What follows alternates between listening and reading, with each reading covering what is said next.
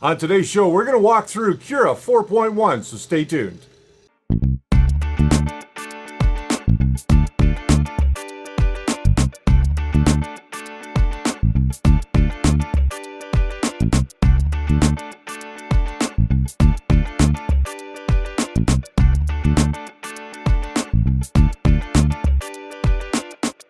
Hey, welcome to The First Layer. My name's Richard Cleveland. This is a show that explores the world of 3D printing.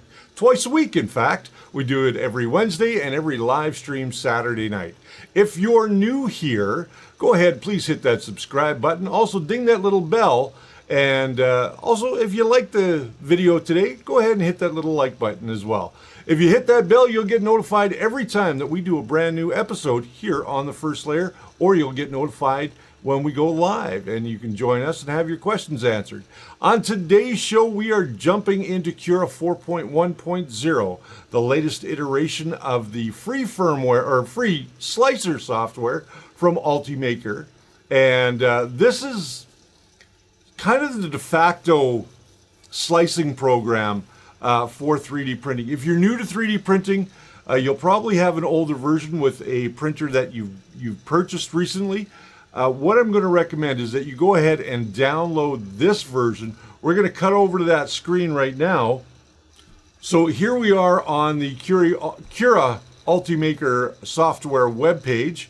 And what we're going to do is we're going to have a look here and see exactly what we need to do. Let's turn on the mouse. There we go. So what you want to do is you want to make sure that you've got Ultimaker Cura 4.1 and just hit the download for free. Once you do that, you're going to be presented with this window. If you don't want to sign into Cura, you don't have to. You just have to go down to I don't want any information and then just go ahead and download that. Now, I've already downloaded it, so I don't have to. I've already installed it. So we're going to skip through that. Of course, go ahead and install the software because you're going to need to be able to use it. Once you've got it installed and you've started it for the first time, you will see a screen that says, Welcome to Ultimaker Cura.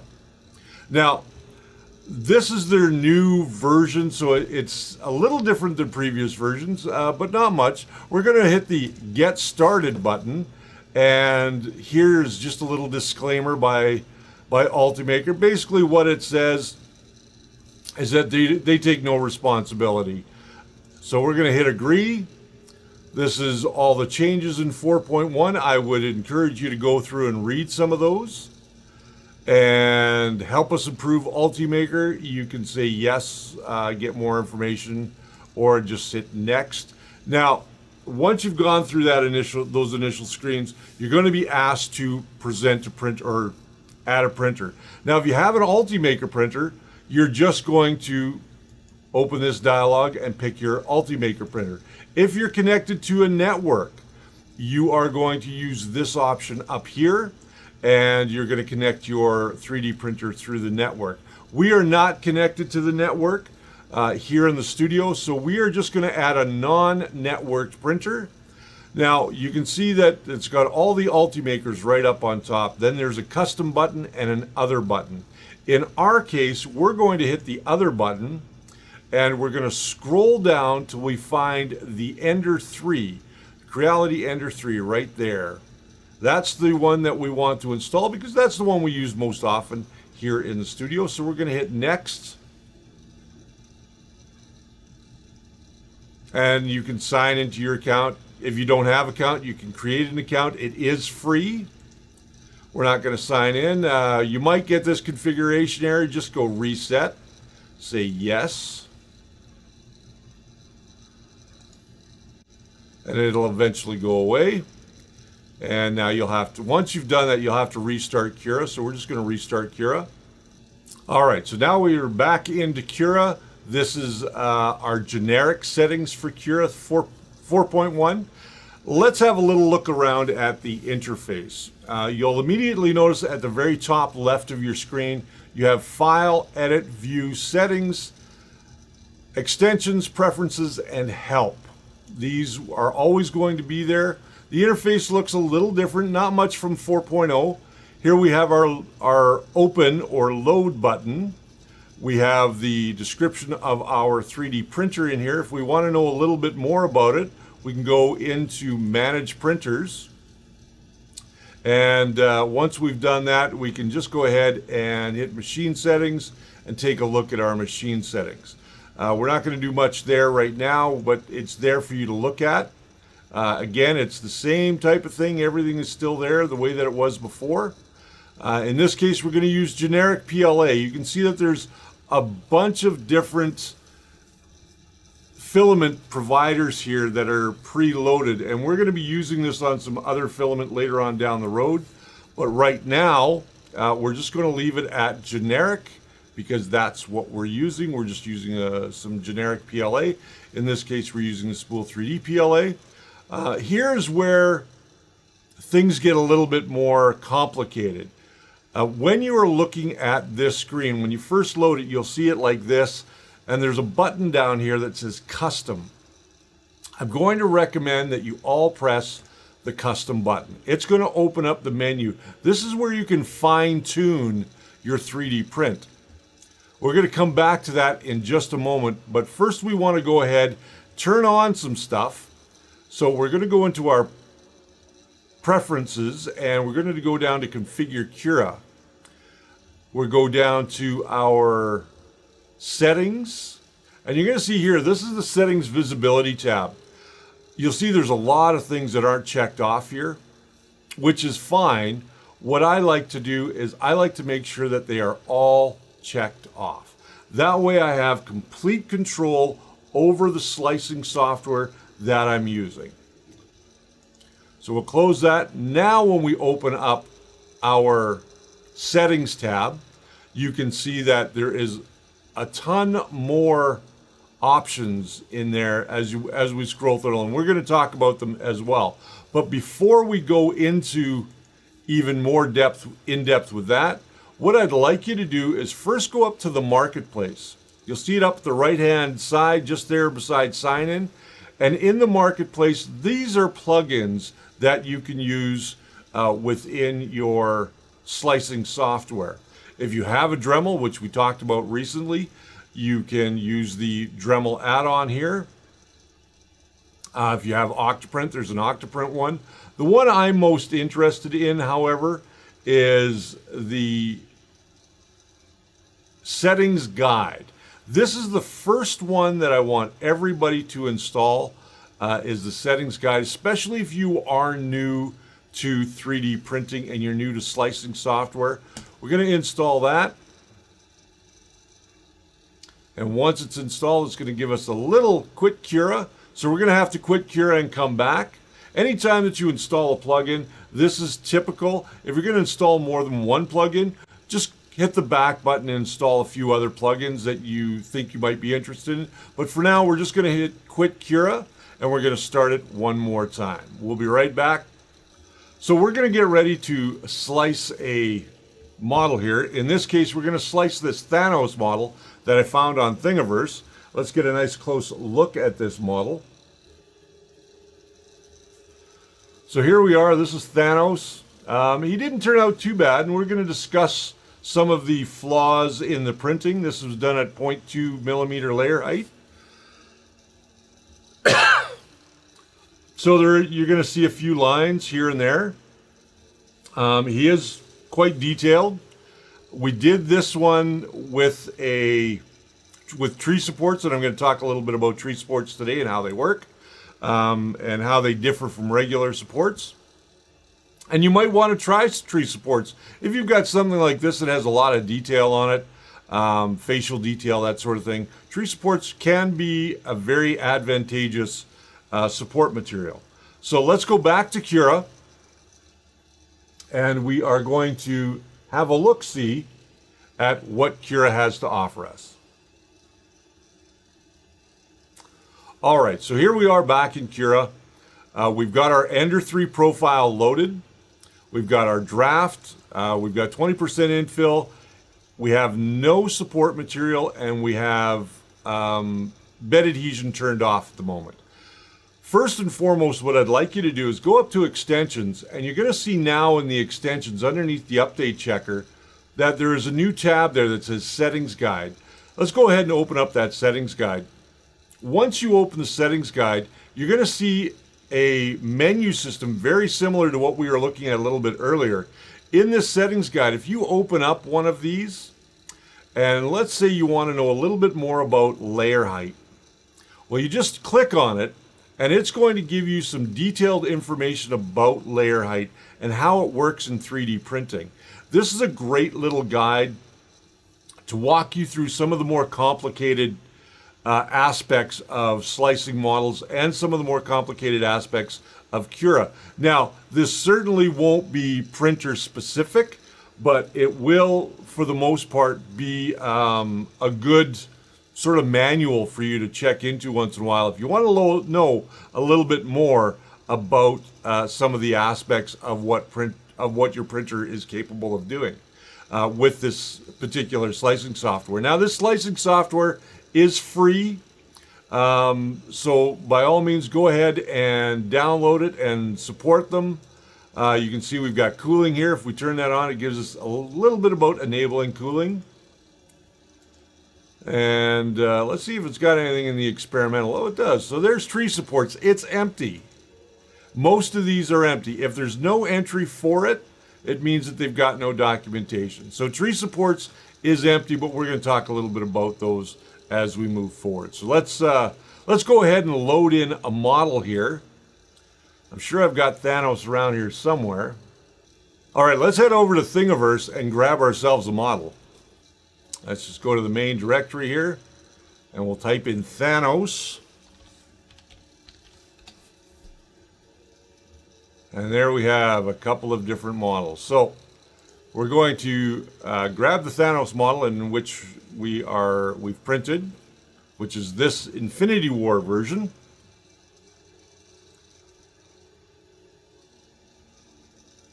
And there's print settings there for you.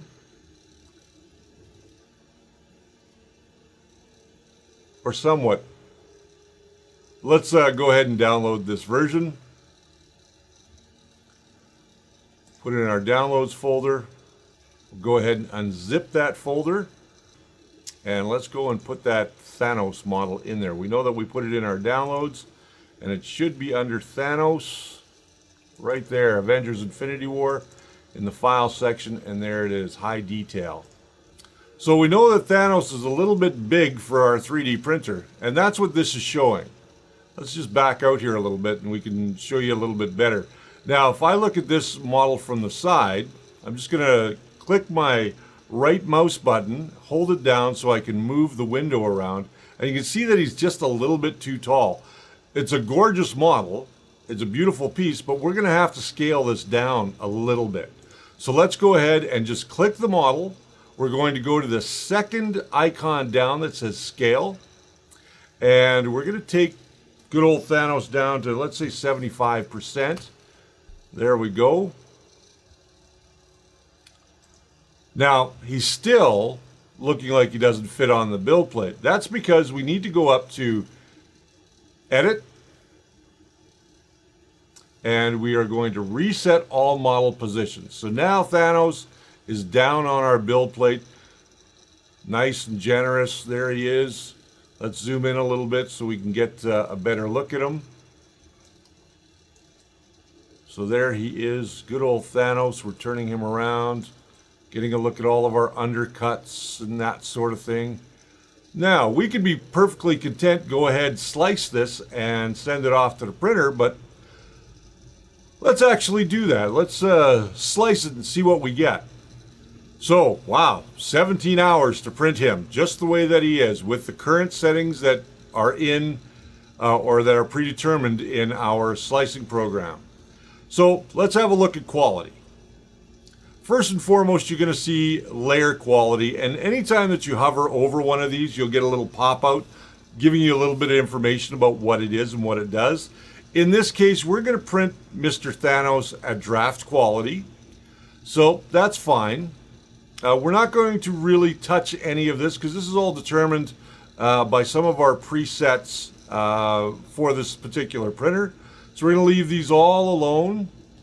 And now I know a lot of you guys are saying, but Rich, in the past you've told us that you make your first layer a little thicker and get a little bit better this and a little bit better that bed adhesion.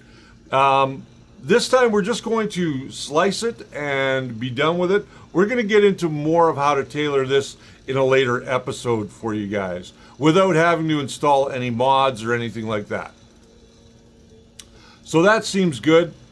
Let's go to shells. Shells are the outer walls that are made up on your prints. And in this case, we've got 0.8 millimeters. Now, that is a multiplier of our nozzle width.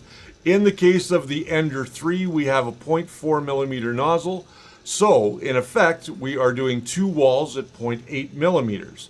So, and we can tell that we're doing two walls by this number here.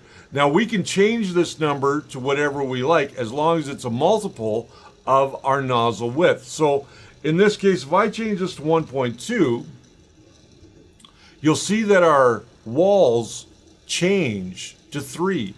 If I decided I wanted to go back to 2 walls, but I couldn't remember the math, I could just say 2 walls. It'll gray out the wall thickness, and it will actually be 0.8, so 2 walls.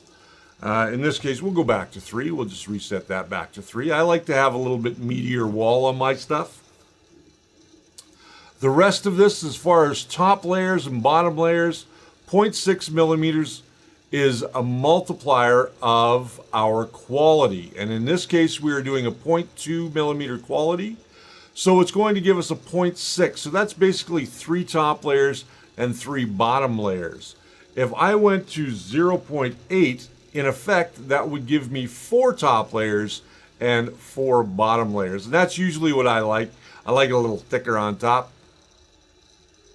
Now let's talk about the pattern. We're going to go with lines, and you can see here that the top and bottom, you can change those to be zigzag lines or concentric. Again, you can go into that Cura settings guide to learn a little bit more about those different types of infills or outer fills, I guess you can call them that. We're going to fill gaps everywhere. So the rest of this we are just going to leave, and we want our seam to be on the sharpest corner. So we'll just close this up now. Let's move on to infill. Now, this is set to 20% infill. 20% infill for this model is far too much. I'm going to bring it down to 10% infill. Now, the infill pattern is very important here. You can waste a lot of plastic if you do certain infills. In this case, it's set to grid, so we are going to bypass all of these and go right down to gyroid. I really like that gyroid infill. I've been using it on a few models lately. It's very strong just because of the way that it lays down the plastic, and it actually uses less plastic. We're going to keep everything else the same there. We're not going to change anything. Let's go to our material guide. So underneath material, we're going to see our default printing temperature is 200 degrees. That is a pretty good default printing temperature. So we're not going to touch that. We're going to leave the bed at 60 degrees. The rest of this we are going to leave as well. Now on my printer, I have a Micro Swiss hot end, so I'm going to change this retraction from 5 down to 3. It just seems to be a little bit better in terms of the way that it prints if your retraction is just a little bit lower. And the rest of that we are not going to touch. We're just going to again close up material. Let's go into speed. Now by default, Cura sets the speed of this printer at 60 millimeters per second. Now, I know from my own experience that 60 millimeters per second is a little too fast, so I'm going to drop that down to 50 millimeters. In some cases, actually in most cases, I will drop it down to 40. So now we're going to leave the rest of that alone. You'll notice that Enable Acceleration Control is checked off. If you want to have the ability to have control over the acceleration, then I would leave this checked. If you want the machine to do the acceleration, then I would uncheck it. But for now, we're going to leave it checked. And we're going to go down now to enable jerk control. Now again, this is something that you can let the printer take care of, or you can do it on your own. Now I find print control, or the jerk print control, to be a little high. So I'm going to drop mine down to 5 to give me a little bit better finish on my model.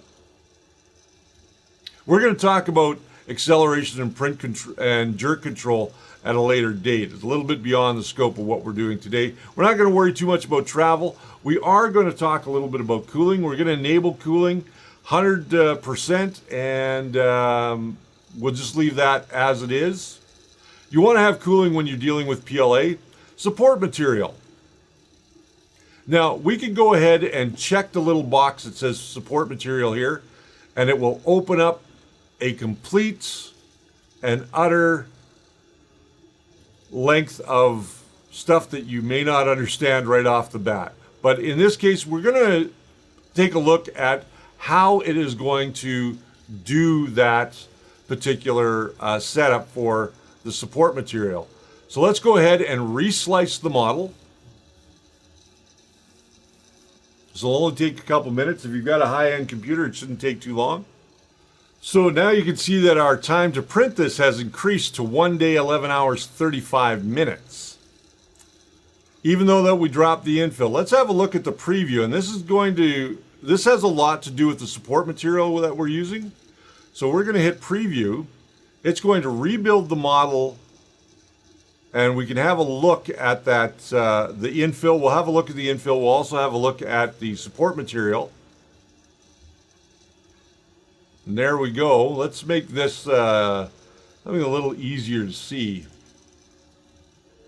So if you go under the color scheme, you can change the color scheme. And I like to use feed rate.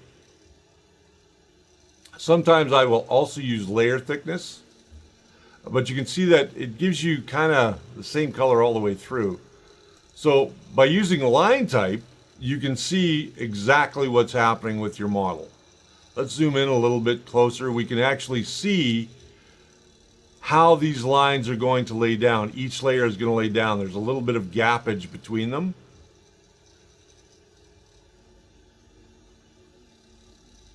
Not enough to be disruptive. So let's take a look at the top here.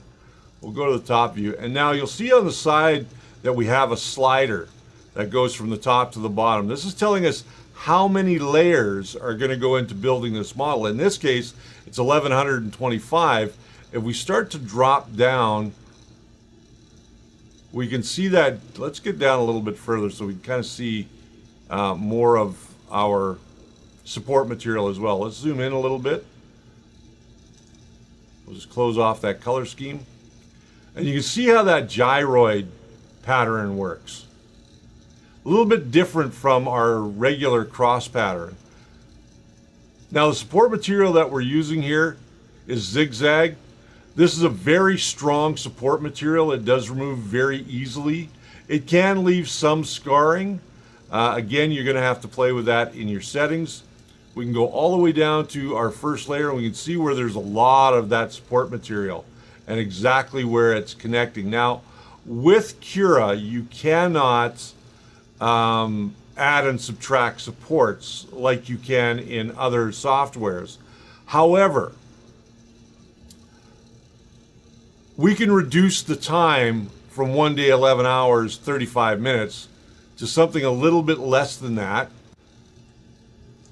by changing our supports. So let's go ahead and back into our supports. We're going to turn these supports off, and we're going to go all the way down to experimental. And if we open up experimental,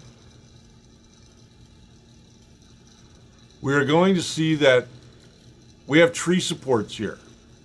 Now, I'm not going to change how this is done. I'm just going to check off tree supports. We're going to leave everything the way that it is, and we're going to hit slice again.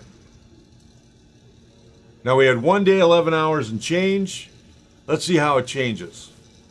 And there we are. We've actually chopped it off by about 6 hours by using the type of infill that, or pardon me, support material with the tree supports. Now, it's very important that when we do tree supports,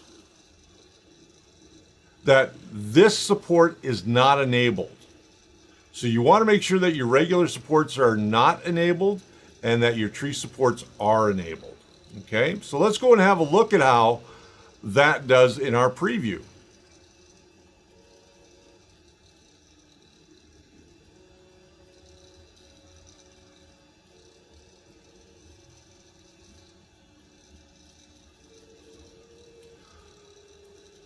So now we look at our preview, you can see that the blue area here, or greenish blue area, is all of our support material. And this is how it's going to go onto the model. Now, when we look at this, it looks like, oh my God, how am I going to get that off? Here's the fun part. Watch this. Let's go in and just take it down a little bit. And if we take a look at the top, we'll zoom in here a little bit. You can see that these tree supports are hollow. So it's just making almost like a vase that's encapsulating areas of the 3D print in order for it to take up the overhangs. And you can see those branches that are coming off to make contact with areas that need support. And that saved us a whole lot of time in our print. So we dropped 6 hours off of this print just by changing the support to tree supports from our standard regular supports. So there we are. There's the Thanos model. We're going to go ahead and save that. We're only going to use 220 grams of plastic. So, you know, still got a lot of plastic left. You can still make a whole lot more of these. So let's go ahead and save this to file, and let's take a look at the one that we printed using those settings. All right, so here is Thanos all printed at 0.2 millimeter layer height. He doesn't look too bad. He actually has not a lot of scarring on him. There's a little bit under the chin here that we can see. You can visibly see some of the layer lines. And again, this is with stock settings. We really didn't tweak this at all. But there's no scarring on the back from supports where we'd normally have it under here. Now here is the tree support that came off of this model. You can see that it wrapped around the model, and there's those little branches we were talking about and how they came up and supported things. And this all came off as one piece. It was pretty easy to get this off the model, and that's what we were left with. I'm pretty impressed by that result. And I would certainly use tree supports in the future on other models that I'm going to do. So there you have it. That's all there is to using Cura when you're just getting started with 4.1. I encourage you all to download it today. Go and try it out for yourself. Make some tweaks, put in your printer, and start making some awesome 3D prints. So I'm really happy with the way that Thanos came out. Now I can take him home. We'll give him a little bit of a sanding job. We'll throw some primer on him, and we'll put some paint on him. We'll show you that in an upcoming episode. But those tree supports, man, that's the first time I've ever used tree supports in Cura. And most of you guys know I'm a Simplify 3D user. But I got to tell you, this is really, really cool. And it's a lot less plastic than normal supports and a much easier to get off. So let's thank a few people for, of course, what we do here each week. I want to thank Spool 3D for the space that they provide me with so that I can bring the show to you each and every week. And spool3d.ca, they've got everything that you need, of course, from printers to filaments to parts and accessories. So check them out today at spool3d.ca. Print it right. Print it with Spool 3D. I want to thank my staff, Jess and Brian, who are not here today. I'm kind of manning things on my own. And I want to thank you guys for tuning in. I also want to thank each and every one of you guys on our Facebook group who share and comment on our videos. Now, I don't get a chance to comment on every video, but you can be assured that somebody reads your comments. We may not get to them all the time, but we do hope that you're going to leave your comment. Like, subscribe, and all that other great stuff. Share these videos with your friends, family, and other people that you may know that might be into 3D printing. I'm going to duck out of here real quick now and go and have a bite to eat. It's one of those days I'm kind of feeling a little hungry today. I don't know why. So until next time, my friends, take care of one another. Make sure that you do something nice for a neighbor or a friend or just any kind of person on the street. Do something nice. We support our troops that are protecting our countries and keeping us safe from invaders and that sort of thing. Also, lastly, I want to remind you that the first layer is always your foundation to a great print. Until next time, my friends.